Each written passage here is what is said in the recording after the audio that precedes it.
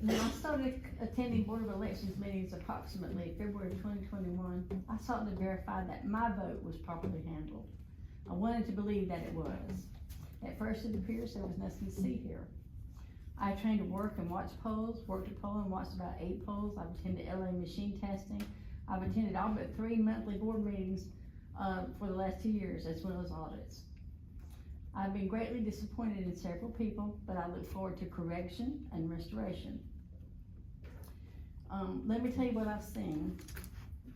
We have rules now that were passed without being made in public that makes them illegal. We had a board member that was allowed to serve for over a year when they were ineligible without public acknowledgement, and no mention even in the minutes of the 12-5 meeting after it was presented.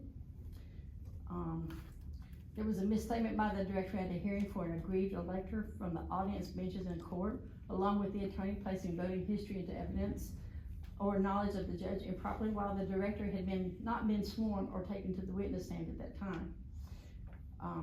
That no one had never comes to LA testing. I've never seen that done before, taking evidence in from somebody sitting on the benches in court. I have gone about 3 times, and I believe I had to sign a sign-in sheet at one of those, so it should be known that people do go.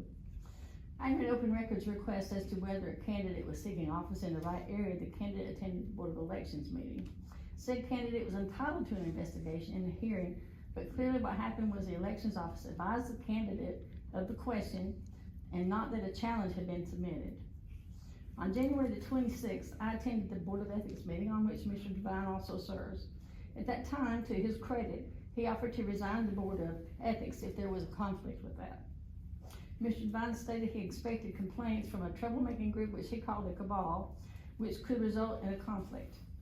To my knowledge, Mr. Devine had not attended any board meetings in the last 2 years, and thus his perception was based on that which he had no personal knowledge. In discussion at the January 26th Ethics Board meeting, Mr. Devine stated there had been interviews for chairman of this board, and he was selected. Board members were without authority to act until they were sworn in. The result making the chairman election in the January meeting merely a farce and a cover-up. 30 seconds. The question now becomes, how far is it from a cover-up to mishandling elections? It's my understanding there's a local law introduced into the legislature to change the way the Board of Elections positions are filled. I believe it unconstitutional to promote only 2 parties, leaving all other parties and electors unrepresented. I look forward to all parties and electors gaining equal protection. Thank you.